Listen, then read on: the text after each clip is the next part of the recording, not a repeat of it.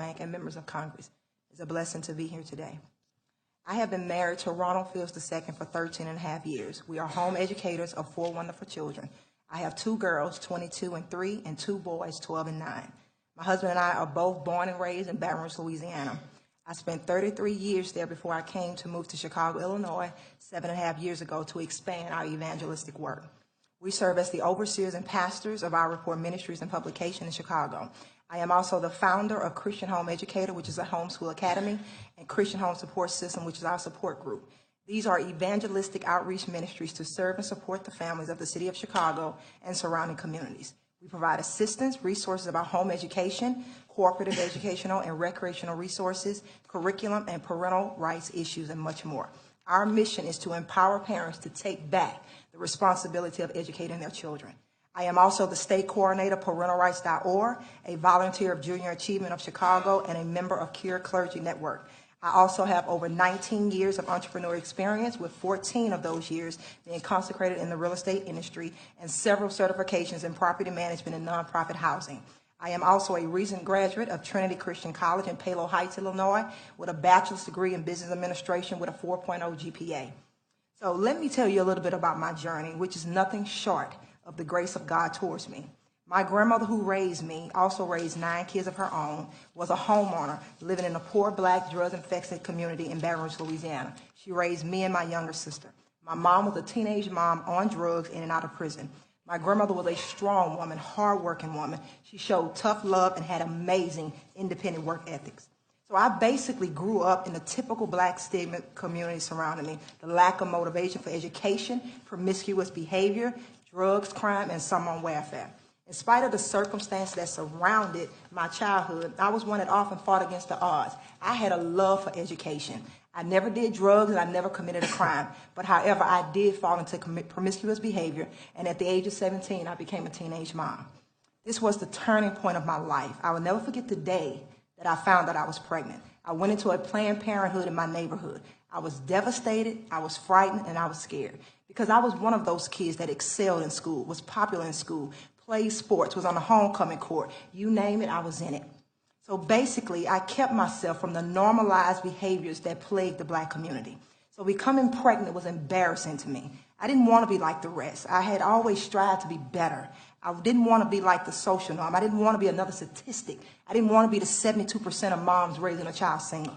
So while waiting for the results of my pregnancy test, I was crying. I was thinking how I had ruined my life. The nurse came back in the room and she told me that I was 3 weeks pregnant, and she consoled me that I had another choice. I had a choice to abort my baby. In that very moment, my life flashed before my eyes, because I had a big decision to make. Do I get rid of my baby and proceed as normal, as though nothing happened, and go back to my family and friends and continue to live out my life? Or do I live the rest of my life knowing I had killed my baby? Do I keep my baby and face the challenges that lie ahead of me and press past the shame, the regret, and the disappointment? I chose the latter. I chose to do what I will always hear my grandmother say: you make your bed hard, you lie in it. Those words rang loud and clear in my heart and mind. Yes, we did this. No one else is responsible for the choice we made. I must take responsibility for my actions and live with it. Live the best possible life I can. Give my child the best possible life I can. Finish high school, go to college, and make something of myself.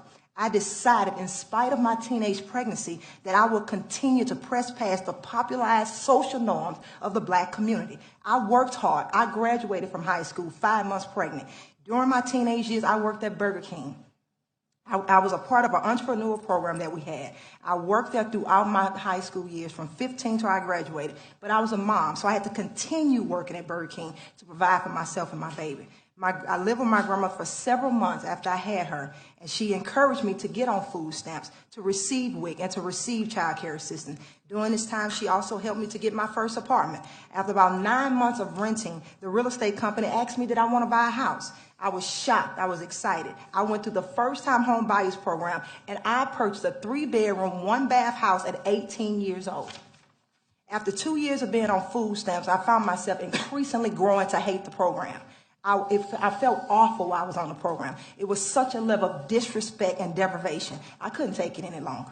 I removed myself from the food stamp program. But however, due to me working and going to college, I had to remain on child care assistance. After having my baby in 1996, buying my home in 1997, the same real estate company offered me a job. I became a secretary, later a rental assistant manager, and later in December 2005, I became a licensed real estate agent. However, from 1996 to early 2005, I was a single mom, working hard, working 2 jobs sometimes, going to college and maintaining honors. By November 2004, I gave my life to Christ. Met my husband. We got married October 2005. After becoming a Christian, I became an ordained minister. My faith began to challenge and propel me to work for families and kids and tackle the problems that plague the Black communities.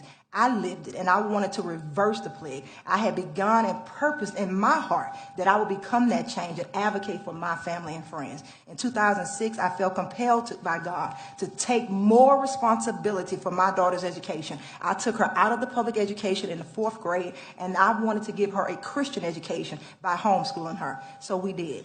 My husband and I did not know what that would entail, but we obeyed God. Later, in 2007, we opened up a Christian homeschool academy as an extension of our evangelistic work. My husband and I are now homeowners in Chicago, Illinois for the last 3 years. My husband is the owner of his own barbershop in the South Shore community in Chicago for the last 5 years, and we are continuing our ministerial work with our Christian school and our co-op group to support the families in the city of Chicago. Mr. Fields, if you could wrap it up, your time is considerably over, so you can wrap it up.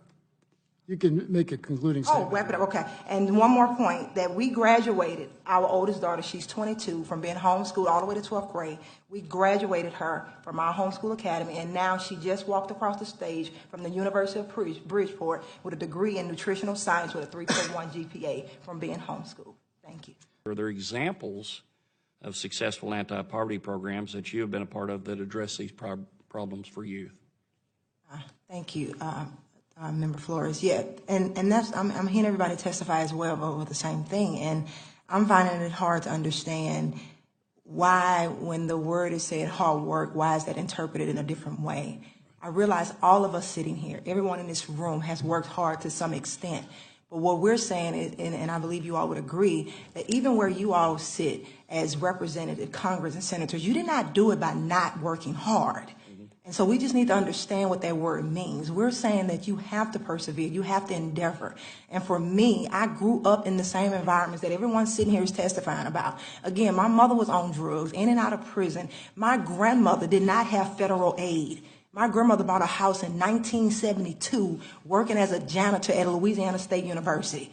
So before the civil rights, there was no federal aid. There was no welfare and food stamp. So I'm sorry if I come from an environment where I have seen that you do not have to rely on government. Right. You can work hard and persevere no matter how long it takes. And that's what I did. I got the food stamps for a couple of years. So I'm not here to say totally dissolve it. People do need help. But what I'm here to say, and especially working in the real estate industry, it doesn't have to be perpetual. Right. You know, you got families that pass Section 8 and welfare down like it's an inheritance. The Bible says we ought to lay up an inheritance for our children, sure, and it's not government entitlements. When you said you homeschooled your kids, I want to understand what values you teach them. Oh, I definitely teach them personal responsibility. And even to add to that, what you were saying about trade, me and my husband both, even though I have a bachelor's degree, I also have a trade. My husband is a barber. He has a trade. We have lived the life they're saying with the living wages. I bought a house making $4.25 an hour. So we understand living on wages. But the way we got out of poverty is what you're saying, is we got trade. We went and got an education. And my husband talk about that all the time. If the government could make trade more accessible, you know, spend those federal dollars so people can sharpen their skills and get out. My husband just bought us a 3-bedroom home, 2 full bath home in Chicago, being a barber with a trade. He has a 10th grade education, and he did it with a trade skill. So those are the kind of programs that we should be advocating for our government, to sharpen our skills, bring back those trade skills into the Black community so that we can rise above poverty. We can't do it with just a high school education all the time. We need trade. We need skills.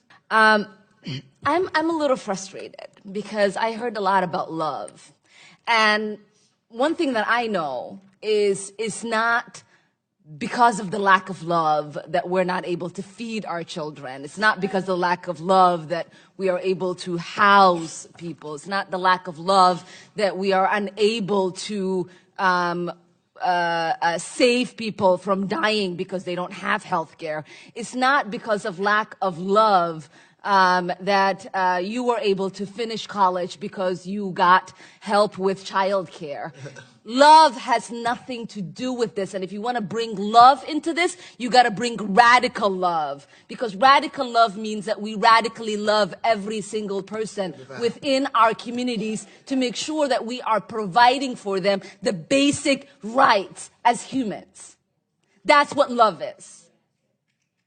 And that's the godly thing to do. So if we want to talk about faith, we also have to remember that we can't pray our problems away. Exactly. You can't pray for your children to be fed, so you're not crying because they're crying and they can't go to bed. You cannot pray for your medical bills to disappear. You cannot pray for the mold to stop poisoning your children in the classrooms. The other thing that frustrates me is people who have experienced poverty, who have gotten the straps for their bootstraps, who sit and talk about how we shouldn't do anything for the next person.